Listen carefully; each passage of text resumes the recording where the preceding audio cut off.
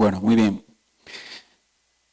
Quienes pudieron ver el título de este mensaje lleva este nombre, la oración, recordando su valor. Y digo recordando porque todos los que estamos en este lugar sabemos y entendemos lo necesario, trascendental que es la oración en la vida de un creyente. Entonces, posiblemente no hablemos de nada desconocido o revelador, pero tal vez sí, de cosas que hemos descuidado, hemos olvidado o le hemos ido restando importancia y valor conforme ha pasado el tiempo en nuestras vidas.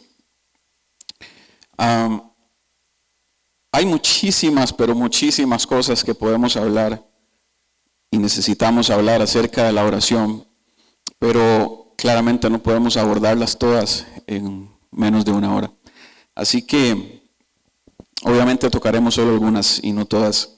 Vamos a leer mucho la Biblia, así que prepare ahí su dedo rápido en sus páginas y también vamos a tenerlo aquí, si no le da tiempo de llegar rápido, sí. Quiero empezar con esta cita de el gran predicador que conocemos muchos del siglo XIX, Charles Spurgeon. Dijo: cuando me preguntan ¿qué es más importante, orar o leer la Biblia?, yo pregunto, ¿qué es más importante, inhalar o exhalar?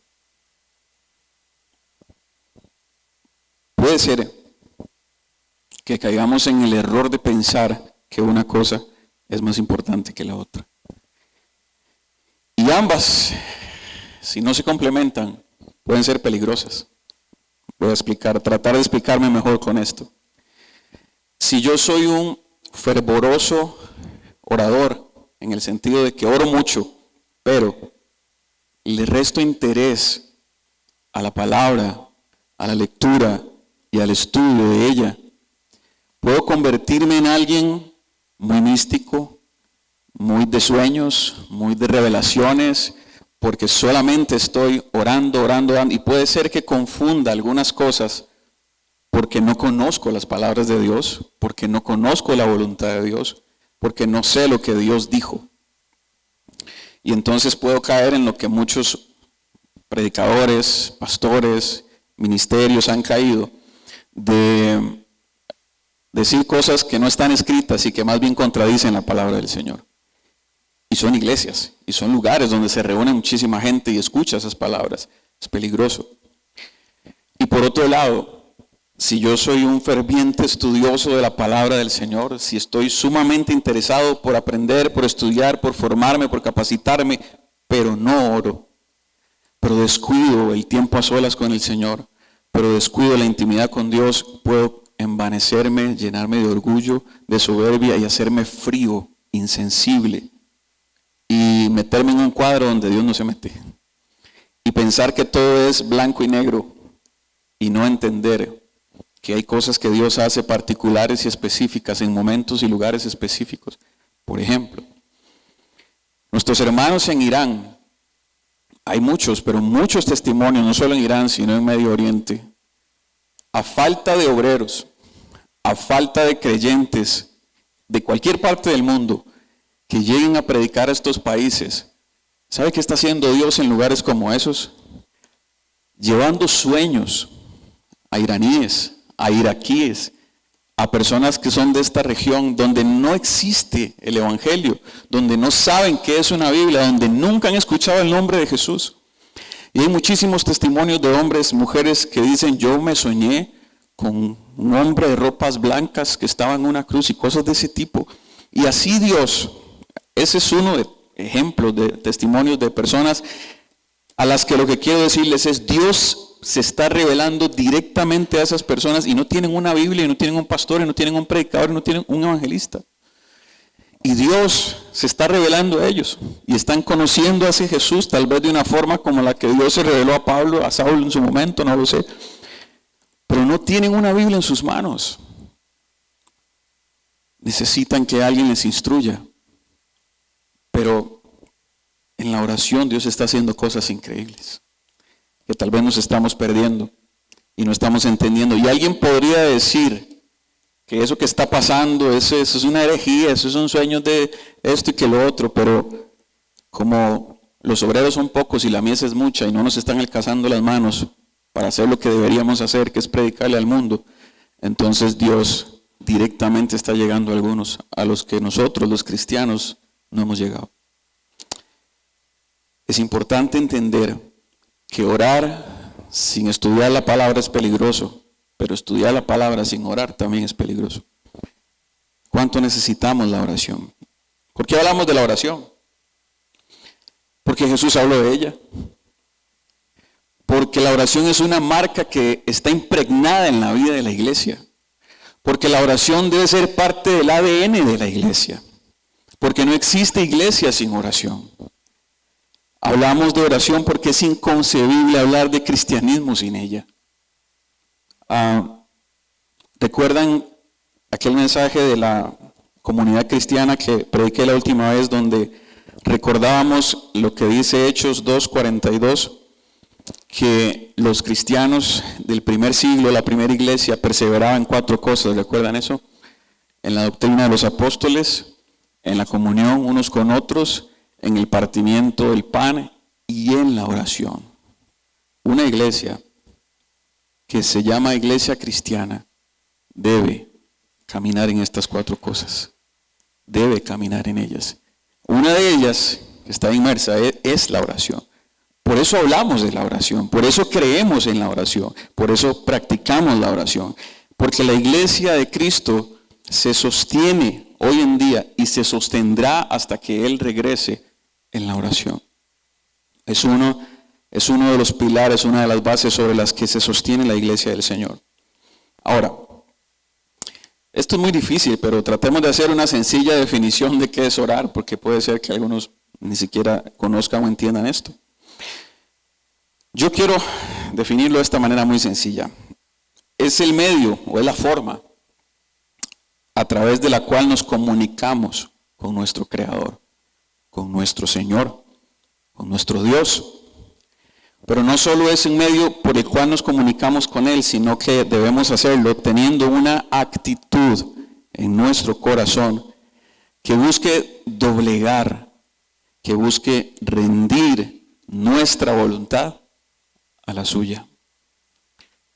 Si yo vengo a la oración pensando que Dios debe hacer lo que yo quiero, entonces ya no estoy llegando con una actitud de rendir mi voluntad a la de Él, sino de exigirle lo que yo quiero. Y entonces los papeles se invierten. Parece como que yo soy Dios y Él es el que tiene que hacer lo que yo digo. Pero la oración no es así. Orar es un acto de comunicarme con Dios, pero que implica una actitud en mi corazón de rendición, de doblegar mi voluntad, de decir qué quieres tú y no tanto qué quiero yo. Aunque eso no significa que no puedo llegar a pedir y decir lo que yo quisiera. Y vamos a ampliar esto un poco más, pero de nuevo, el concepto sencillo, una definición sencilla de orar es la forma a través de la que nos comunicamos con Dios, llegando a Él con una actitud en el corazón de rendición de nuestra voluntad a la de Él, a lo que Él quiere. Ahora, ¿por qué oramos? Oramos porque somos dependientes de Él. Oramos porque somos insuficientes en nosotros mismos. Oramos porque somos necesitados, porque somos limitados. Oramos porque creemos que somos escuchados por alguien que no vemos, pero creemos que existe. Eso es tener fe. Hebreos 11, verso 6 dice esto: sin fe es imposible agradar a Dios, porque el que se acerca, porque es necesario que el que se acerca a Dios crea que Él existe, que Él está ahí. Tiene que creer que hay Dios y que galardona, que premia a quien le busca. Quiero traer una historia, un testimonio personal en este punto. Yo no sé cómo fue el suyo, pero cuando yo hice la primera oración en mi vida, donde yo rendí mi vida a Dios, que hasta años después entendí que lo estaba haciendo, no sabía que estaba haciéndolo en realidad. Yo llegué un día a encerrarme en mi cuarto y cerré la puerta del cuarto, o la cortina porque no había puerta. y estando solo en mi casa, sin que hubiese nadie, yo veía para el techo, para las paredes, y empezaba a hablar y me sentía tan extraño. Yo decía, qué cosa más rara esta de hablar con alguien que uno no ve. Y empezaba a hablar y entonces empezaba en mi cabeza a pensar, ¿será que de verdad me están escuchando? ¿Será que me estoy volviendo loco más bien? Y decía cosas, bueno, si usted existe, si de verdad hay Dios, y usaba expresiones como esas al hablar con Dios, al hacer mis primeras oraciones. Y recuerdo mucho este pasaje porque precisamente se trata de eso.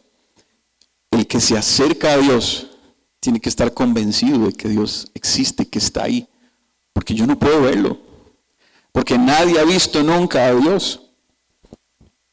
Entonces, hablar con alguien que no conozco es una cosa extraña, que necesita fe, que necesita fe. A veces creemos tener fe, pero tal vez no tenemos tanto como creemos tener. Y a veces en algo tan sencillo como llevar a Dios muchas de las cosas de las que yo me quiero encargar, realmente me dicen a mí si realmente hay o no hay fe en mi corazón. Ahora, ya casi empezamos a leer un montón de versos de ambas. ¿Para qué oramos? Hay muchísimas cosas para las que oramos. Pero déjenme mencionarles solamente algunas. Oramos para adorar, para reconocer quién es Dios. Oramos para recordarnos, no para recordarle a Él, para recordarnos nosotros quién es Dios, cómo es Él, cuáles son sus atributos, sus características. Oramos como David oró en el Salmo 51 para decir, ten piedad de mí conforme a tu misericordia. Entonces oro para recordarme que Él es un Dios misericordioso. Oro para recordarme que Él es un Dios justo. Oro para recordarme que Él es un Dios santo. Oro para recordarme que Él es un Dios bueno, compasivo. Oro para recordarme que este Dios es Dios y no soy yo. Oro también.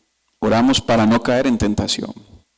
Oramos para decir, cuando estamos enfrentando una situación en la que sabemos y sentimos que el pecado nos va a doblegar, nos va a destruir, oramos para decirle, Señor, ayúdeme, yo no tengo las fuerzas.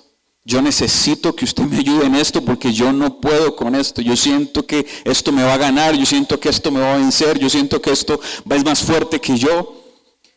Y Jesús nos enseñó a hacer eso en la oración del Padre Nuestro. No nos dejes caer en tentación, líbranos del mal. Oramos para no caer en la tentación. Oramos también para ser fortalecidos, para ser consolados. Oramos cuando perdemos un familiar y eso nos duele. Oramos cuando atravesamos tiempos de enfermedad. Oramos cuando hay situaciones trágicas en nuestras vidas. Oramos cuando tenemos situaciones de angustia por situaciones económicas, por situaciones de deudas, por situaciones que tienen que ver con vandalismo en familiares nuestros. Oramos de manera general para pedir a Dios fortaleza y consuelo. Eso es nuestro contexto.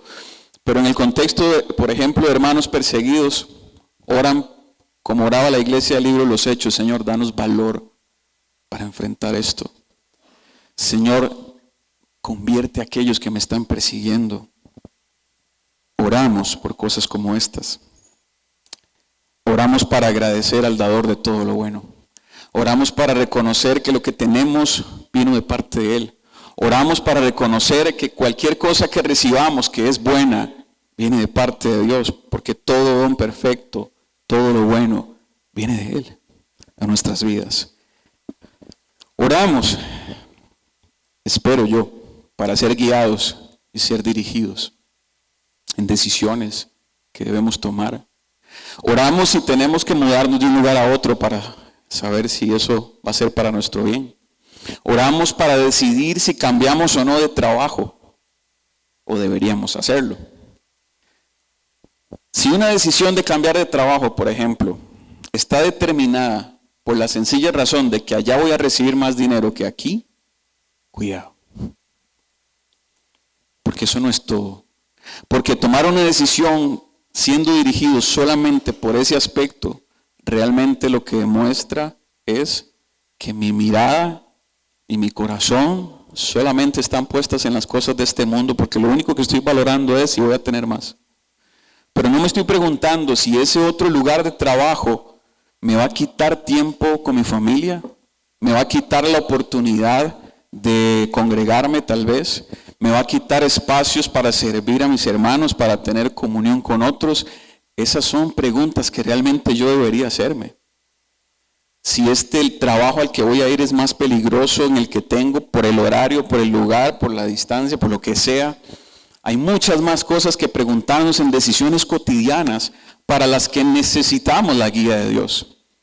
Porque hay cosas que nosotros no alcanzamos a ver, pero Dios tiene todo el panorama hasta el final. Y a veces seremos guiados a decisiones que para la razón, para la lógica de cualquiera no van a ser lógicas, absurdas serán. Pero Dios tendrá una razón para ello. Ahora, podemos entender eso cuando buscamos a Dios en la oración. Podemos entender esas cosas cuando realmente le preguntamos a Dios su parecer, si realmente queremos ser guiados o no. Oramos a Dios para escoger una carrera universitaria a los muchachos. Oramos a Dios por muchas decisiones, o al menos deberíamos hacerlo. Y no tomar todas nuestras decisiones sin pensar en qué es lo que Dios quisiera que yo haga. Debo orar si debo, o quiero, o tengo el deseo, la intención de cambiar de iglesia, de otro grupo también. Puede darse. Y mucha gente vive de iglesia en iglesia. Porque no me gustó algo aquí, me fui para otro lado, y allá no me va a gustar otra cosa, y allá no me va a gustar otra cosa, y va a pasar toda su vida bailando y paseando entre iglesias. Pero la pregunta es, ¿cuántas veces realmente le habrán preguntado a Dios si era su voluntad moverse de aquí para allá? Si era el deseo de Él, o si más bien Dios a través de esas cosas quería formar algo en su corazón, que no se dejó formar, y prefirió irse, y ir a hacer problemas a otro lado más bien. Oramos para ser guiados, oramos para ser dirigidos por Él. Oramos para encontrar respuestas. A veces hay muchas preguntas. A veces suceden cosas en nuestra vida que decimos, yo no entiendo esto. ¿Cuántos se han preguntado a Dios, por qué, Señor? ¿Ah? ¿Por qué esto? ¿Por qué aquello? ¿Por qué mi hijo? ¿Por qué con mi papá? ¿Por qué me pasó esto? ¿Por qué el accidente? ¿Por qué la muerte de aquel? ¿Por qué aquí y no allá? Hay tantos, o pueden aparecer tantos por qué en nuestra vida, y que tal vez no tendrán una respuesta, como los tantos por qué que Dios le hizo a Job. Pero Dios se encargará de darnos lo que necesitamos saber y escuchar. Pero eso pasa en la oración. Eso pasa al acercarnos a Él, al llevar nuestro corazón a Él, a recibir y a escuchar lo que Él a través de la oración nos dice y nos hace experimentar y sentir. David en el Salmo 13 arranca su salmo, su oración, con un montón de preguntas. Más que preguntas, suenan como quejas. ¿Hasta cuándo? ¿Me olvidarás para siempre? A algunos eso les puede parecer insolente. ¿Cómo le va a hablar así a Dios? ¿Cómo se va a acercar así a Dios? Como que si Dios no supiera lo que David tiene en su corazón, o lo que usted y yo tenemos en nuestro corazón. A la oración se llega así, con lo que hay, con la amargura y el dolor que ande cargando. Así se presentó David. Tiene que leer ese salmo para entender cómo empezó, pero también cómo terminó. Porque cuando se entra en la oración, cuando se llega a hablar con Dios, no importa cómo yo llegue, al final Dios hace algo que cuando salgo de ella es diferente. Y eso es lo que importa. ¿Cómo salgo de la presencia del Señor? ¿Cómo salgo después de hablar con Él? ¿Cómo salgo luego de traer mis cargas delante de Él? Eso pasa en la oración. Oramos para unirnos a la necesidad de otros. No le llegan a usted muchas personas diciendo, mire, pídale a Dios. A veces gente dice, a usted que Dios lo escucha, así, compañeros, vecinos, familiares, a usted que va a la iglesia, mire, pídele a Dios por esto, ayúdeme. Y en la misma iglesia, hermanos que nos dicen, ayúdeme en oración con esto. O tal vez no me lo dicen, pero lo hacemos, porque es mi hermano, porque puedo ver el dolor, la necesidad, la tristeza, la angustia, la preocupación, y yo puedo verlo, y no puedo solo verlo. Hacer algo empieza por lo menos con ayudar en oración en esta situación de mi hermano. Oramos para pedir también que nuestras necesidades sean satisfechas, ¿o no? Lo que necesitamos, ¿a quién se lo vamos a pedir? Sus hijos, cuando necesitan algo, ¿a quién se lo piden? ¿Ah? ¿Papás? Cuando mis hijos necesitan algo, me lo piden a mí. Y Dios es nuestro Padre también. Y Jesús nos enseñó en el Sermón del Monte que nuestras necesidades, Él las conoce, aún antes de que nosotros se las pidamos. Él sabe bien lo que necesitamos, aún antes de que nosotros vayamos a pedirlo. Y por último, como les dije, habrán muchas más, pero quiero terminar con este otro ejemplo. Y creo que es uno de los más importantes. Oramos para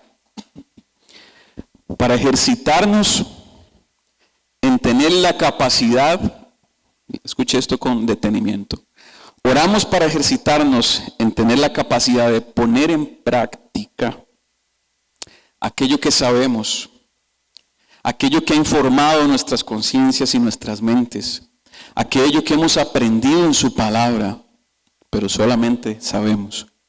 Necesitamos orar para que eso que sabemos, para que eso que ahora está en mi mente, se convierta en acciones, se refleje en conductas, se refleje en palabras y sobre todo que se refleje en las intenciones de mi corazón, en un genuino deseo en mi corazón.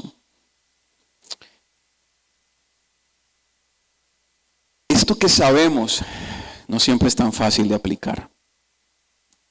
Yo puedo haber, por eso les dije al principio, yo puedo haber estudiado mucho la Biblia, saber mucho de ella, tener todo el conocimiento de ella, pero eso no garantiza que yo puedo vivir de acuerdo a eso que sé.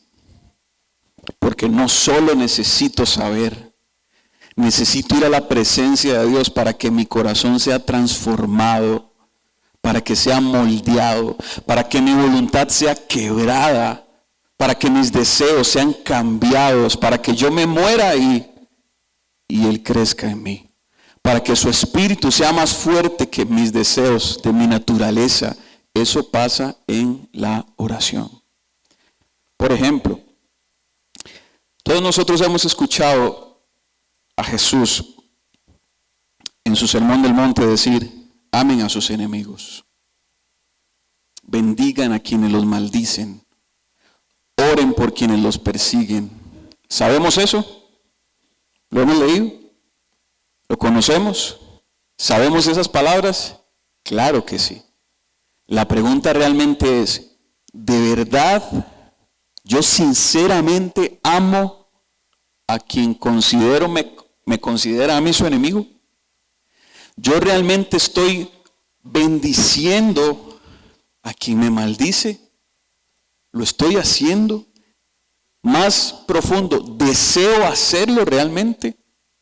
Aquel que me trata mal, aquel que me humilla, aquel que no me quiere, en mi corazón realmente hay un deseo de amar a esa persona, de bendecirla. ¿Realmente estoy orando por esa persona que no me quiere, que me detesta? Es que hay un abismo entre saber y vivir aquello que sabemos de Dios. Hemos escuchado y sabemos también a Pablo decir, no paguen mal por mal. Al que les hace mal, páguenle con bien. ¿Hemos escuchado eso? ¿Lo hemos leído? ¿Lo sabemos? ¿Ah? ¿Lo sabemos? La pregunta es, ¿realmente cuando recibo mal de alguien, estoy respondiendo con bien? Cuando me está tratando mal, yo le estoy tratando bien. Eso solo pasa en la oración. No alcanza saber, no alcanza entender.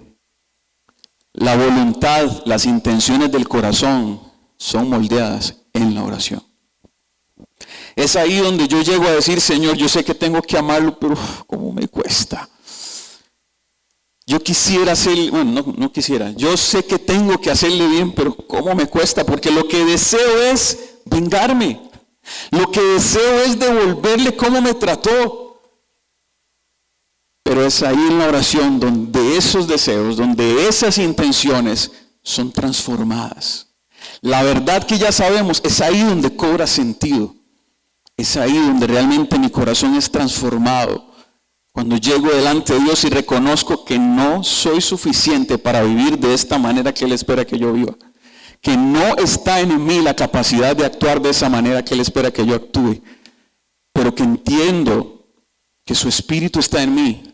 Y que cuando llego a Él en oración y rindo mi voluntad y doblego lo que yo soy y rindo lo que yo quiero y abrazo lo que Él quiere, entiendo que es ahí donde soy transformado. ¿Cuánta importancia hemos estado dando a esto?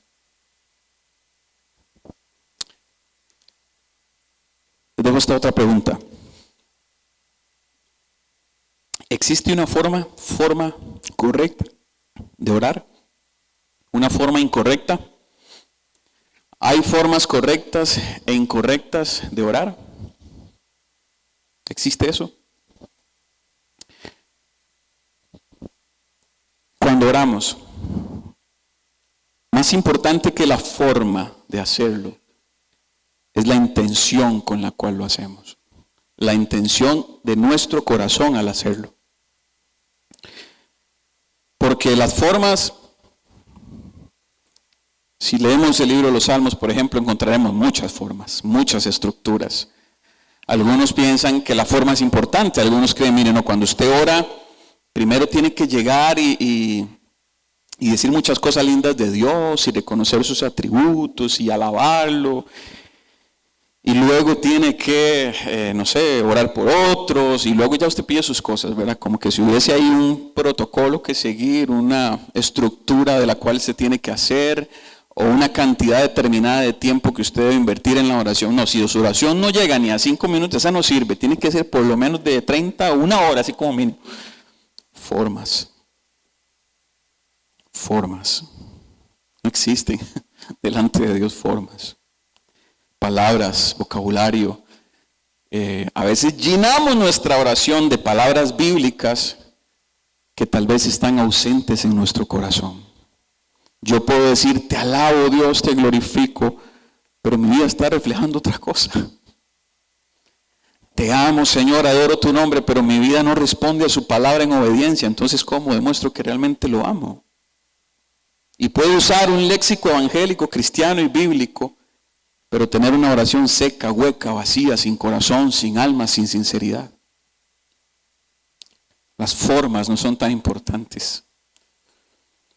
Contaba en un grupo que recuerdo a un hermano en la fe que cuando estaba recién convertido venía saliendo de un mundo de esquinas, de pandillas, bueno, pandillas no, pero de esquinas, de chusma, de mal hablados y todo esto. Y en una reunión, en una casa, en un grupo como los que tenemos entre semana, él quería orar. Y en su oración, él decía, Señor, te doy gracias porque sabemos que a ti no te cuadran esas varas, dijo él en su oración.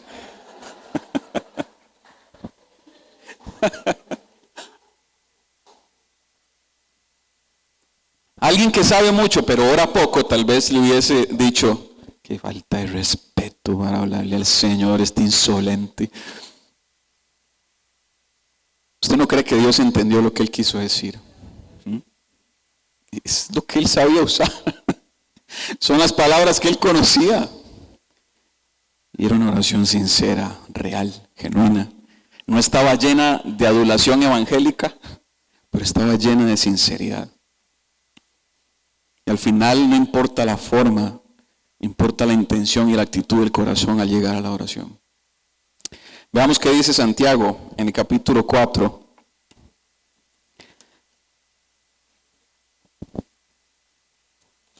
Santiago 4, dice el verso 3.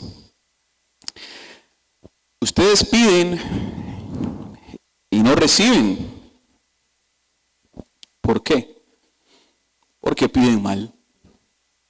Entonces, no es que no habían formas buenas y malas, correctas e incorrectas de orar.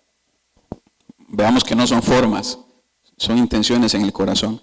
¿Qué es pedir mal? A la luz de este verso. Pedir mal es pedir pensando y deseando solamente gastar ¿en quién?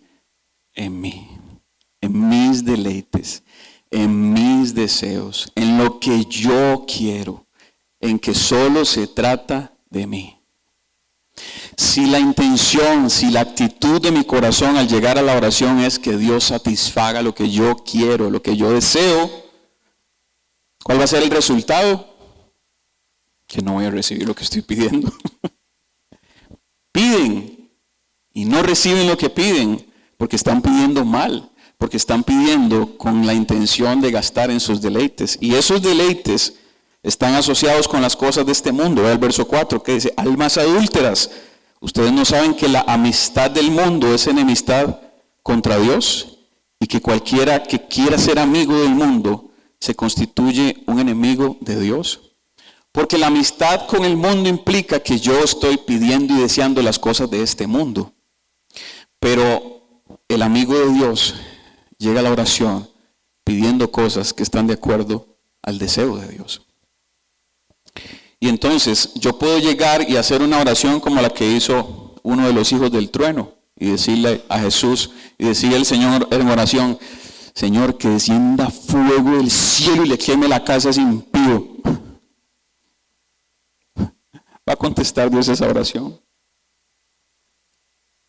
Pero puede ser el deseo de nuestro corazón, que tal vez yo no oro así, pero puede ser que esté almacenando ese deseo en mi corazón, de que Él sea destruido en lugar de desear que sea alcanzado por el Señor. Si algo aprendemos de nuestros hermanos que son perseguidos es eso, orando por sus torturadores, encarcelados en trabajos forzosos, orando y pidiendo al Señor que ese verdugo, que ese que les lastima, que ese que los humilla, sea alcanzado por el amor de Jesús. Mientras que tal vez nosotros de este lado nos sentimos atacados en nuestra comodidad. Siento que están lastimando mi yo. Y sale de mí lo que salió de aquel hijo del trueno, que se destruyó por el Señor, es impío. ¿Qué deseos almacenamos en nuestro corazón? ¿Qué intenciones tenemos en él? Pueden ser muy oscuras. Y aquello que creemos reflejar en nuestras vidas del Evangelio, en la práctica, en algunas acciones, se puede ver ahí desboronado y destruido por las intenciones que tenemos en nuestro corazón cuando estamos solos. Y lo que yo en mi apariencia y en mi vida externa muestro o intento mostrar, se puede desboronar en mi intimidad cuando llego delante de Dios a desnudar mi corazón y puedo darme cuenta que no soy lo que digo o quiero ser. O peor aún, lo que aparento ser. Hay oraciones con intenciones equivocadas. Ahora, veamos lo que dice 1 Juan capítulo 5.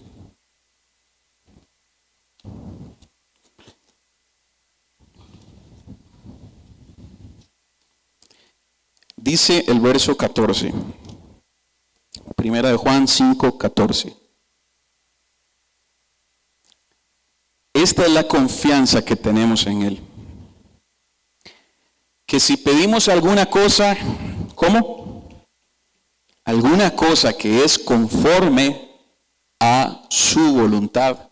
Mire cómo cambia el verso anterior que leímos de Santiago. Ustedes piden mal, piden para sus propios deleites.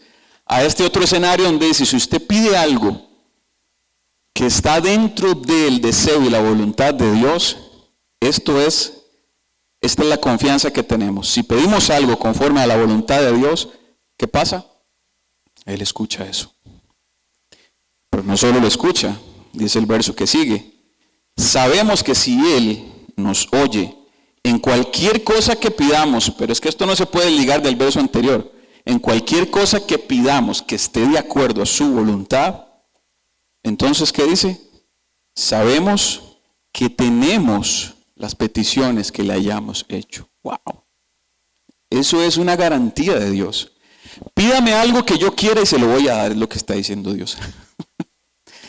Pídame lo que usted quiera, no sé, pero si usted me pide lo que yo quiero, se lo doy. Eso es fácil de entender, ¿no? Los que somos papás lo entendemos muy fácil. Si mi hijo llega a decirme, papi, ¿puedo lavar los platos? Concedido. Concedido, lo tiene. ¿Ah? ¿Puedo estudiar 3 horas para este examen? Concedido. Es así con el Señor. Es así con el Señor. Yo debo preguntarme cuando llego a la oración, ¿será que esto realmente es la voluntad de Dios? Ahora, no todas las cosas son tan fáciles de descifrar como esas. Hay cosas que yo deseo y las llevo delante de Dios y realmente no estoy seguro si están o no dentro de la voluntad de Dios. Porque eso tampoco está escrito en piedra. Por ejemplo, puede ser que alguien llegue a decirle, Señor, quisiera un trabajo nuevo. Y otro alguien llegue con la misma petición. Pero para este alguien Dios diga sí. Y para este otro Dios diga no. Para la misma petición. Porque Dios sabe que él lo necesita, le conviene. Pero sabe también que a la otra persona que está pidiendo lo mismo no le conviene, no le va a hacer bien y le va a traer mal. Entonces no hay nada escrito que me diga así, cuando yo le pida a Dios un trabajo va a ser la voluntad de Dios. Por ejemplo. Pero así sucede con muchas otras cosas. Por eso es que la voluntad de Dios muchas veces es así de particular y específica. Para algunos sí va a ser y para otros va a ser un no. Para la misma petición. Entonces, yo debo llegar con el deseo en mi corazón de que si esto es de Dios, si este es el deseo, si esta es la voluntad de Dios, Señor, yo quisiera esto. Y si no, no pasa nada. Que no suceda. Hay una hermosa oración o una intención hermosa en muchos que dicen, Señor, abre las puertas que quieras y cierra las puertas que quieras. Solo ayúdame a entender que tú abriste o que tú cerraste. Si tú abriste, yo entraré, pero si tú cerraste, ya no llamaré más, ya no tocaré más. Pero qué lindo es poder orar y decir, Señor, ayúdame a entender si tú cerraste la puerta o si simplemente me estás diciendo, espérese, todavía no. Y si realmente si se abre, si fuiste tú el que la abrió. Puede ser que hayan cosas que yo desee, escuche bien esto, que yo desee y las pida a Dios y luego las tenga. Pero tal vez no necesariamente las voy a tener porque Él abrió la puerta, sino porque yo no quise esperar la respuesta y yo la quería. Y yo me convenzo a mí mismo de que es que Dios abrió esta puerta porque como yo se lo estaba pidiendo, pero tal vez realmente nunca me dijo nada, pero como yo lo quiero, voy por eso, y tal vez no estaba en la voluntad de Dios. No es fácil siempre discernir cosas como estas. Pero quienes hablan con Dios saben y entienden bien cuando han tenido una respuesta de parte de Dios. Lo saben. Yo no puedo decirle a usted hoy, Dios contesta de esta manera, porque Dios en su multiforme sabiduría lo hace de formas extrañas y diferentes para cada quien. Pero sí le puedo asegurar que cuando Dios le contesta una oración a alguien, ese alguien sabe que Dios respondió. Ese alguien en su corazón sabe que Dios le dio una respuesta. Que a veces queremos hacernos los que no entendí, voy a seguir pidiendo, eso es otra cosa. Como cuando su hijo le pide algo y usted le dice no, y después llega a pedir lo mismo, ya le dije que no. Pero es que ya dije que no, que es lo que no he entendido de ese no. A veces somos así con Dios. Sabemos que no, pero sigo pidiendo por si cambia de opinión. Es que tal vez escuché mal. A veces somos así con Dios en la oración. Pero cuando Dios habla a nuestro corazón, sabemos que habló a nuestro corazón. Cuando oramos, una actitud correcta en el corazón de quien ora pensará menos en ¿qué quiero yo? Y pensará más y se preguntará más ¿qué quiere Él? No está tan preocupado en llevarle a Dios mis deseos, sino en ir a encontrar cuáles son los de Él. Hay un canto hermoso de Marcos Vidal que se llama Discípulos, creo. Y dice una expresión muy linda, una de tantas, dice: no quiero ser de los 5,000 que disfrutan del milagro, prefiero ser de los 12 que recogen los pedazos. Y pasar la noche en vela y conversar con el maestro hasta el alba. No, decía un amigo, decía esta expresión: no quiero tu mano, quiero tu rostro. No quiero lo que me das, te quiero a ti, Señor. Ese es un genuino deseo en el corazón que agrada a Dios. Más que ir a ver qué le saco, es ir a ver qué quiere Él de mí. Como Saulo, cuando fue encontrado por Jesús, su respuesta, una vez que entendió quién era el Señor, fue: ¿qué quieres que haga? ¿Qué quieres que yo haga? Porque yo he andado haciendo cosas que yo creía que estaban bien, pero hoy entiendo que no. Entonces, ¿qué quieres tú que yo haga? Porque esta vida no es mía, es tuya. ¿Qué quieres hacer con ella? Frecuentemente llegamos a Dios buscando lo que queremos y no lo que Él quisiera. Y eso solo muestra lo que hay en nuestro corazón, que estamos pensando en nosotros. Y entonces ahí tenemos la respuesta de por qué muchas veces pedimos cosas que no llegan. Porque pedimos mal, porque pedimos para nuestros deleites solamente. Ahora, llegar a la oración con la actitud de pensar más en qué quiere Él y menos en qué quiero yo no significa que no podemos o no debemos pedir lo que queremos o lo que necesitamos. Es que Jesús nos enseñó a hacer eso, a llegar a decir: Padre, dame el pan de cada día. Señor, perdóname como yo perdono a otros. Señor, líbrame del mal, de la tentación. Estoy llegando a pedir.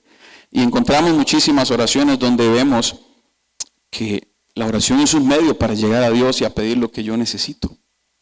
Ya lo que Él quiera responder es otra cosa, pero ese es el canal para eso. Simplemente me refiero y trato de enfatizar que lo importante es tener un corazón que no ande solamente buscando todo para mí, mis placeres, mis deseos, mis deleites, porque ya sé cuál respuesta voy a tener si solo llego así delante de Dios.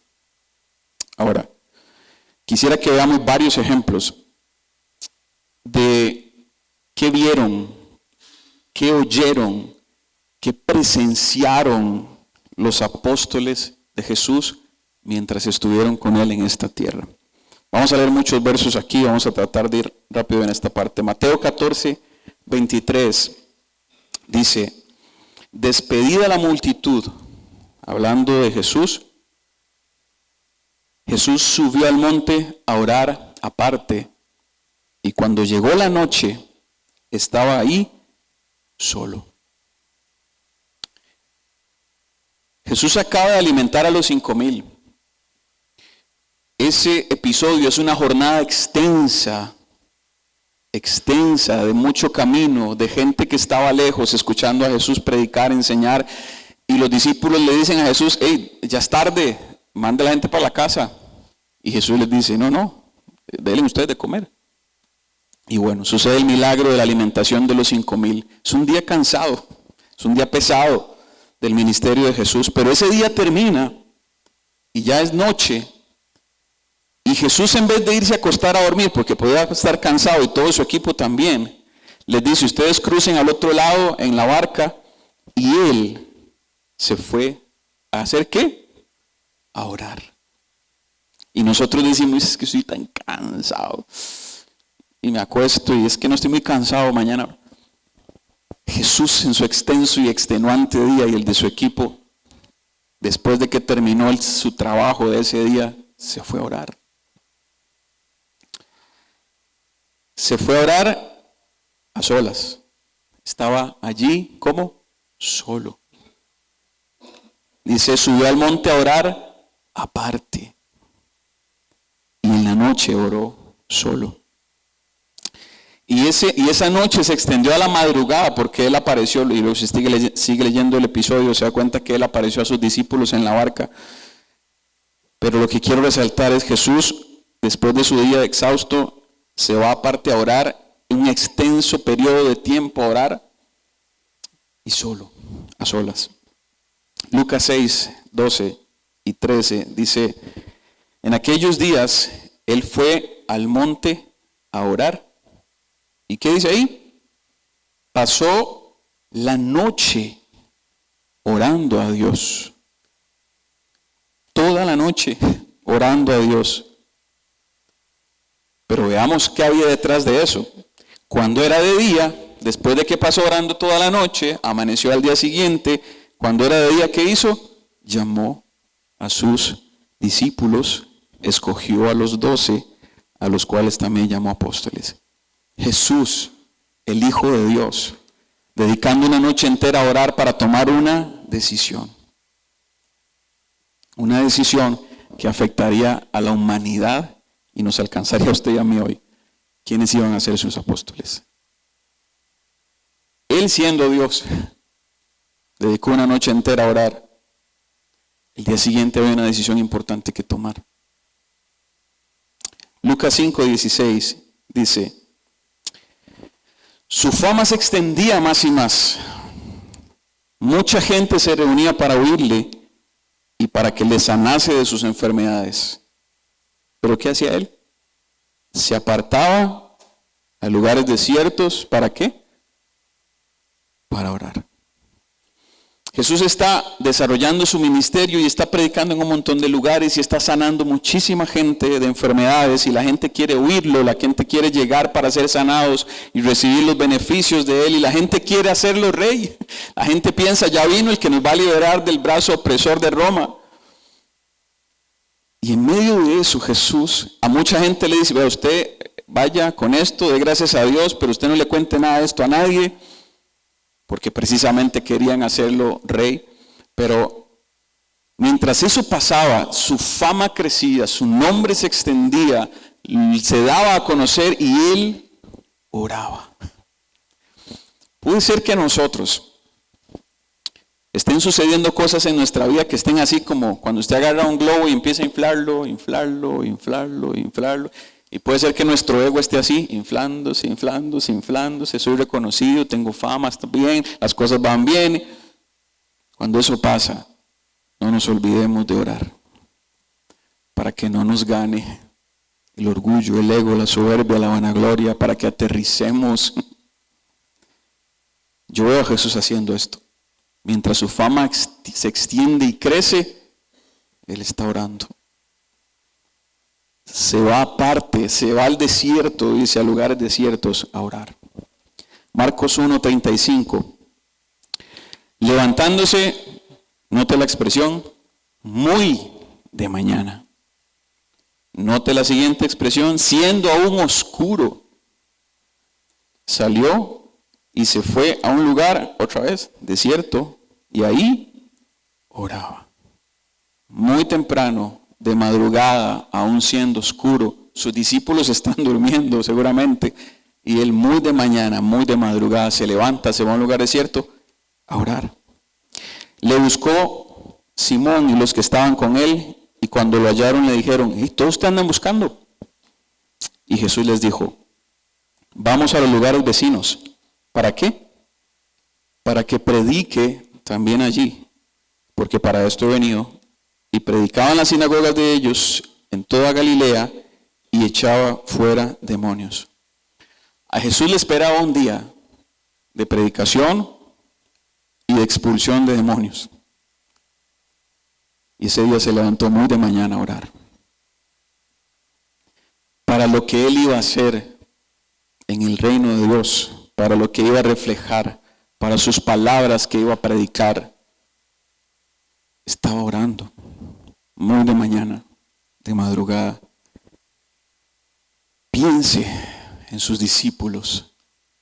¿Cuántas veces ellos vieron a su maestro hacer esto? Andamos felices aquí predicando y echando fuera demonios y sanando enfermos y todos en la pelota, todos felices, y Jesús empieza a alejarse, a irse solo a un lugar a orar. Todos están durmiendo y se preguntan, aquí dice, todos se andan buscando, ¿dónde estabas? Orando. Todos estaban durmiendo, pero el maestro estaba orando. Esto es lo que vieron, esto es lo que escucharon, esto es lo que palparon en el maestro.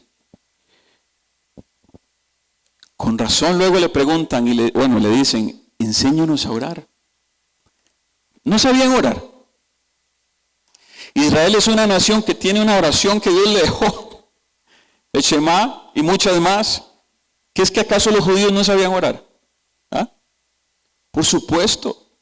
Y muchas oraciones quedaron escritas para que ellos las siguieran, las imitaran, las repitieran. Entonces, ¿por qué le dicen a Jesús, enséñanos a orar?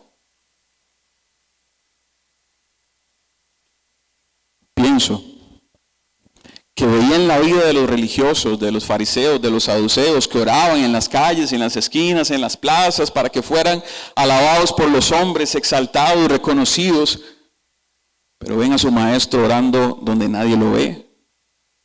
Solo, sin testigos, sin querer mostrarle a nadie que está orando, y ven el resultado de su día a día, su amor, su compasión, su gracia, su dureza con el que cree ser algo y no lo es, con aquel religioso que lastima a los otros. Ven a este hombre con carácter, pero también con amor, con misericordia, extendiendo gracia, sanando enfermos, atendiendo a todo el que llegaba. Y dicen, algo pasa en la oración de él, no es igual a la que hemos escuchado y hemos visto toda nuestra vida. En él hay algo diferente. Enséñenos, no sé, qué es lo que usted dice, qué es lo que hace cuando ora, qué palabras dice para ver si las hago yo y también puedo tener eso. Porque la vida de alguien que ora se ve diferente. Se ve diferente. Se ve algo distinto al típico religioso que sabe mucho de la Biblia, pero su vida no refleja eso. Las actitudes de su corazón no muestran todo eso que sabe. Dos más. Mateo 26, 36. Jesús llega al Getsemaní y dijo a sus discípulos, siéntense aquí mientras voy y oro. Y tomando a Pedro y a los hijos de Zebedeo, comenzó a entristecerse y a angustiarse en gran manera. Sabemos que este era el momento previo a que él fuera arrestado y luego crucificado. Jesús les dijo a estos discípulos, mi alma está muy triste hasta la muerte. Quédense aquí y velen conmigo. Y yendo un poco más adelante, se postró sobre su rostro orando, y escuche la oración de Jesús. Padre mío, si es posible, esto es lo que yo quiero, está diciendo Jesús. Si pudiera ser así, pasa de mí esta copa. Es decir, yo no quisiera tener que sufrir todo lo que sé que voy a sufrir. Yo no quisiera tener que ir a la cruz. Yo no quisiera ser golpeado, maltratado, lastimado, pisoteado, humillado. No quisiera. Si es posible, si hay otra manera, por favor. Pero que no sea como yo quiero. Esto es lo que yo quisiera, pero esto no importa. Que sea como tú quieres. Wow. Qué difícil es llegar delante de Dios a decirle, Señor, yo quisiera esto, pero lo que yo quiero no importa. ¿Qué es lo que tú quieres? Que pase lo que tú quieres, no lo que quiero yo. ¿Cuántas veces esa es realmente la actitud en nuestro corazón al llegar a orar? Jesús está orando para enfrentar la aflicción, el dolor y la angustia tan grande que hay en su corazón por saber lo que va a pasar. y está orando para decir, yo quisiera esto, pero bueno, que sea lo que usted quiera. Y mientras eso pasa, en otro de los evangelios, en este mismo episodio, dice que llegó 3 veces a orar por lo mismo Jesús, a decir lo mismo, a decirle, yo quisiera esto, evitarlo, pero si no, que sea tu voluntad. Y la tercera vez, ahí viene, ¿qué pasó? Dios le dijo, sí, está bien, yo se lo quito. No. Señor, ¿por qué tengo que pasar esta enfermedad? ¿Por qué esta situación económica tan difícil? ¿Por qué esto? ¿Por qué lo otro? Y Dios no llegó a decir, bueno, le voy a quitar el dolor. Está bien, le voy a quitar el trago amargo. Está bien, no voy a dejar que pase por aquí. No. ¿Sabe qué pasó? Dice que vino un ángel del cielo y le fortaleció. Pero de que pasa por ahí, pasa. De que tiene que pasar esto, pasa. Pero cuando yo llego a Dios con este dolor, con esta angustia, con esta situación que yo quisiera evitar, por la que le digo, Señor, que esto se acabe ya, tal vez lo único que Dios va a hacer es fortalecerle para que siga caminando por ahí, porque tiene que pasar por ahí. Porque Jesús dijo, ustedes en el mundo van a tener aflicción. ¿Quiere promesas de Dios? Ahí hay una. Tome aflicción. Pero tranquilos, yo vencí al mundo. Yo estoy con ustedes. Tal vez Dios no va a quitar esa situación adversa que yo quisiera que quite de mi vida, pero me va a fortalecer para enfrentarla. Porque puede ser que esa situación sea parte del plan y el proceso de Dios en mi vida, con el cual quiere formar cosas en mí, en mi carácter, en mi corazón, que solo pasando por ahí van a ser formadas. Lucas 22:39 es el mismo episodio. Antes de ir al monte de Getsemaní, dice, saliendo se fue. Quiero que vea esa frase con detenimiento. Como solía, como acostumbraba. ¿Hacer qué? Orar. Sus discípulos veían a Jesús orando siempre. Solía irse, apartarse a orar, acostumbraba a hacerlo. Sus discípulos lo vieron constantemente hacerlo. No solo un día, no solo el día que había decisiones importantes, no solo el día que están enfermos, el que iba a ir a predicar. Era una costumbre, una constante de Jesús salir y orar. Mateo 6:5. Jesús está, voy más rápido aquí, está en el Sermón del Monte enseñando acerca de la oración y dice, cuando ores. No dice si oras, dice cuando ores. Si oras es una condición, si lo hace, pero cuando ora, cuando es un adverbio de tiempo, que lo que realmente nos está diciendo es en el momento que lo haga, es decir, da por sentado que lo hacemos o que debemos hacerlo. Lo que está diciendo es cuando lo haga, porque yo sé que usted lo hace, cuando lo haga, hágalo de esta manera. No es condicional, no es probable, no es si quiero. Se asume que lo hago, porque la vida de iglesia es inconcebible sin la oración. Mi vida de fe personal es inconcebible sin la oración. No existe un creyente sin la oración, eso no pasa. Eso está en el ADN del creyente, orar. Entonces, Jesús lo que dice ahí es, cuando ore, que la actitud en su corazón no sea como la de los que oran para que los vean y los aplaudan. Ya, esa es la recompensa de ellos, ser vistos, ser aplaudidos, ser alabados. Usted cuando ore, hágalo como Él lo hacía, en el secreto. Métase a su cuarto, cierre la puerta, quite las distracciones, apague el teléfono, saque todo mundo. Ore a solas, donde su Padre en el secreto lo ve. Y lo interesante es que esto que pasa en el secreto, dice Jesús, va a ser recompensado, ¿a dónde? ¿Ahí en el secreto? En público. Lo que yo haga en mi oración oculta, en secreto, en mi habitación, en mi cuarto, en la sala, en la casa, donde sea, se va a ver.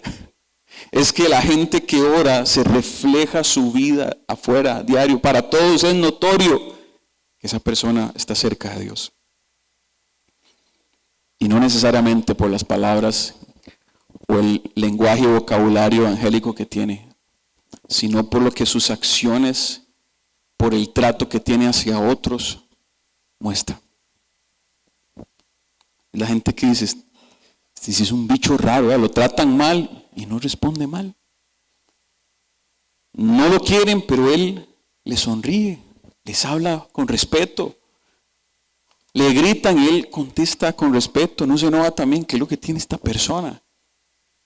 Está orando seguramente. Cuando yo no oro, mi corazón me está diciendo cosas como estas. Cuando yo no oro, mi corazón me está diciendo que yo soy autosuficiente, que yo no necesito a Dios. Cuando yo no oro, estoy diciendo que soy más sabio que Dios, porque puedo tomar mis propias decisiones sin tener que preguntarme qué quisiera Él. Cuando yo no oro, me estoy mostrando como dueño de mí mismo, donde no necesito rendirle cuentas a un Señor, a un amo, a un Dios, a un Creador. Cuando yo no oro, estoy diciendo que no tengo necesidad de nada, que yo puedo satisfacerme a mí mismo mis necesidades y deseos.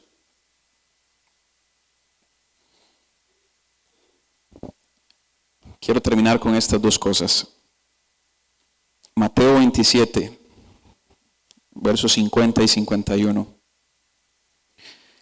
Jesús está en la cruz. En sus últimos momentos en la cruz. Ya ha pasado todo lo que pasa mientras Él está en la cruz.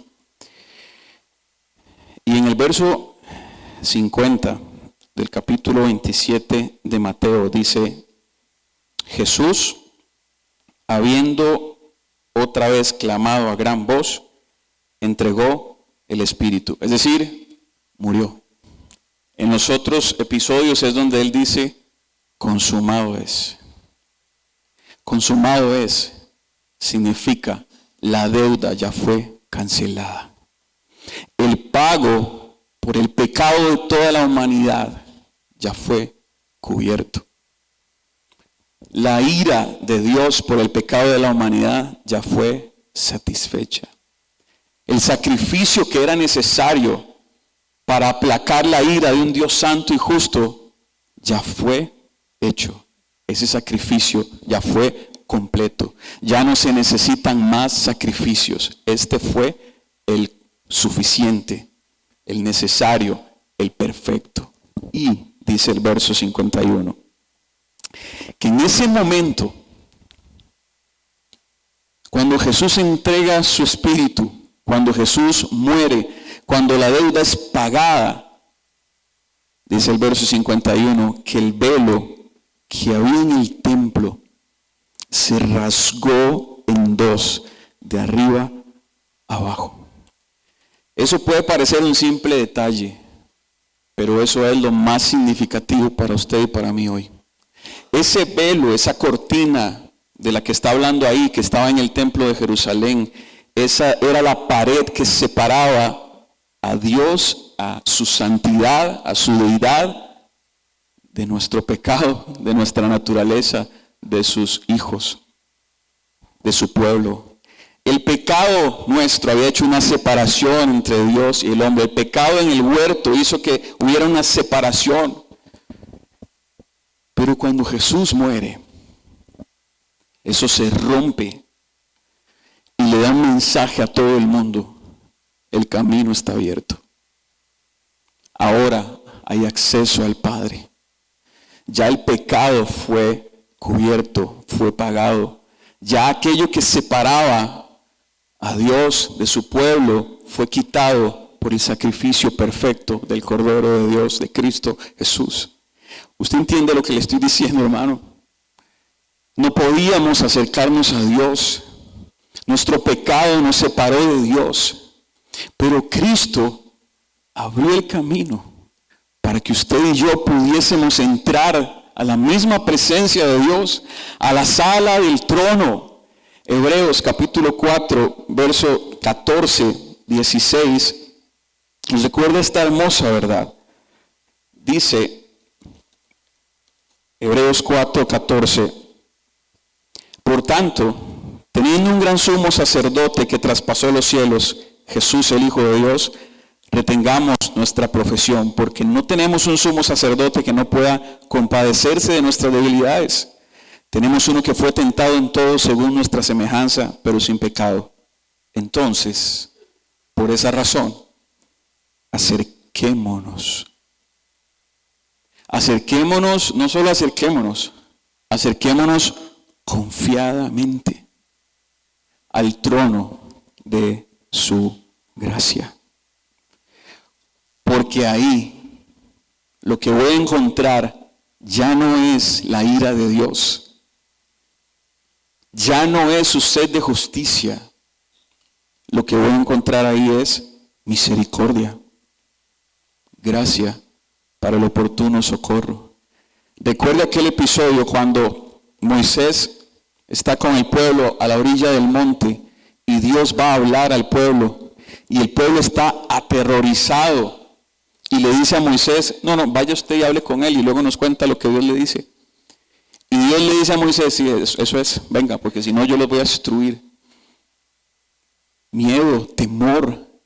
Esta figura del sumo sacerdote nos recuerda que en aquel tabernáculo, aquella figura, aquella tienda, aquella carpa que tenía el pueblo de Israel, donde en esos tres lugares, los atrios, el lugar santo y el lugar santísimo, en los atrios era el patio donde estaban los sacerdotes con sus sacrificios, el lugar santo, pero el lugar santísimo, ahí estaba la misma presencia de Dios, tres elementos que recordaban a Dios, y ahí solamente ingresaba una vez al año un sumo sacerdote a pedir perdón por los pecados de todo el pueblo.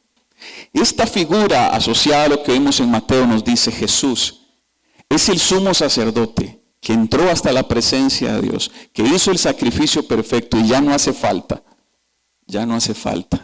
que esté entrando una vez al año un sacerdote a pedir por los pecados, porque ya Cristo Jesús pagó de una vez y para siempre por el pecado de todos nosotros. ¿No le parece maravilloso? Y por eso el velo se rompe en dos, porque ya no es necesaria la separación, ahora tenemos un camino abierto.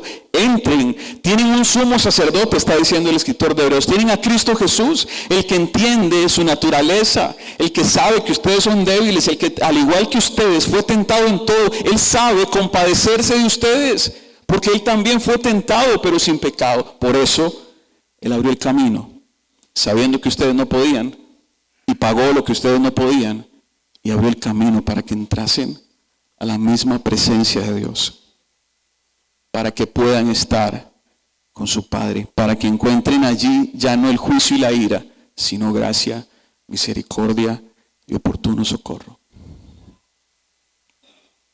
Eso hizo Jesús en favor suyo y mío. Y termino con esto, Salmo 32.